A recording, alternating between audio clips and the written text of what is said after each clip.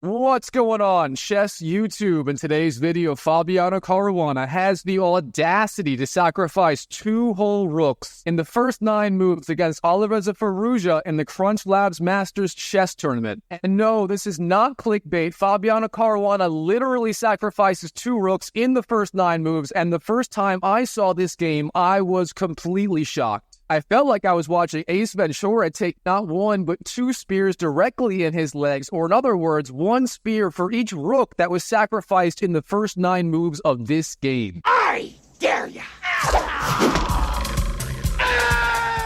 Trust me, the 9-move double rook sacrifice that Fabiano Caruana busted out in this game will leave you shocked, I guarantee it. Okay, that's enough hype. In the game, Fabiano Caruana opens 1 c4 and Alireza Firouza responds 1 c6. His idea, of course, is to go c6 and then d5 in the spirit of the Slav and getting a firm stake in the center of the board. Now, what does Fabi do? He goes knight f3, and then after d5, he responds g3. And yes, this is a formal pawn sacrifice. Fabiano Caruana is willing to allow black to go d takes c4, and from here the main line actually involves simply going bishop g2 and then short castles. And while white does have some hope to win back the pawn, in the main line he actually gives it up entirely. But of course, that is not what happened in the game. Instead, after Fabi's g3, Alireza Firouza responds with the very provocative move, bishop to g4. Now, why do I say bishop g4 is a provocative move here? Well, there's a very simple reason. Fabiano Caruana has the ability to respond knight to e5, and suddenly the bishop is under attack, that pawn is defended, and Fabiano is in a great position to respond queen b3 on the next move. So that idea of bishop g4 by Firouzja is looking a little bit premature in this position. Okay, how does Firouzja respond? He goes bishop f5, then Fabi, queen b3. Of course, this is the key idea, putting pressure on d5 and even more importantly on the b7 square. Of course, the bishop is typically on c8 defending b7, but that is not the case right now. So b7 is the critical weak point in black's position. Now Firouzja, he's no dummy. He responds queen b6, the best move, simply defending against the threat of queen takes b7. Of course, now either side has the ability to trade queens and give the opponent doubled pawns, and that is exactly what happens in this game. Fabi takes on d5, then Firouzja takes the queen. Fabi takes back.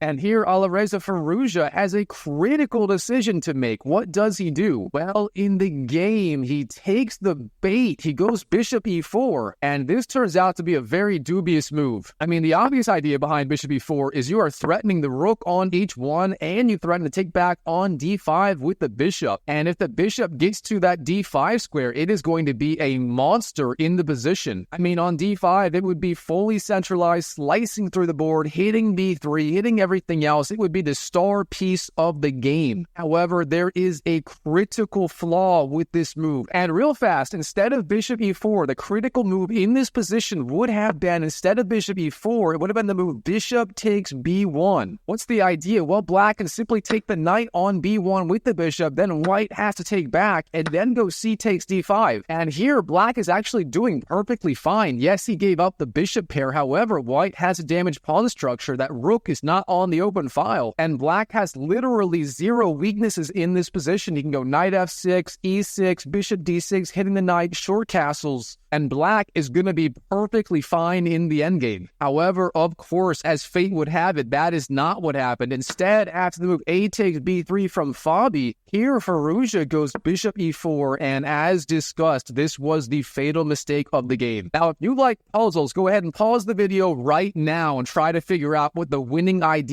is from Fabi. And I'll give you a hint. It is a 2-move combination. Did you find the key idea? Time is up. Here, instead of defending the rook on h1, Fabiano Caruana plays the absolutely brilliant idea of d takes c6. Wow, what a move by Fabi. Okay, first of all, the obvious threat is Firouzja has the option of simply capturing that rook on h1 with the bishop, and that is what he does in the game. However, first of all, we have to look at the alternatives. The best move in this position, unfortunately for black, is knight takes c6. Now, the problem with this move is white is simply up a pawn here, and now the best combination is f3. Black's going to take the knight, white takes the bishop, and after one more move for each side, white is able to consolidate with the extra pawn on the board and the bishop good pair. But of course, that is not what Alireza Firouza played in the game. Instead, on this position, he took the rook on h1. Bang! Bishop takes h1. And yes, that is rook sacrifice number 1. Okay, what the heck is Fabiano Caruana's idea? Obviously, you cannot simply sacrifice the rook on move 8 against a grandmaster and live to tell the tale unless you have an idea up your sleeve. First of all, the obvious move c takes b7 does not work because then Firouzja simply takes back with the bishop and Firouzja is up a whole rook. I mean, yes, white has 2 extra pawns, but that is simply not enough. Instead of this, on move 9, Fabiano Caruana, in this position, he sacrifices the rook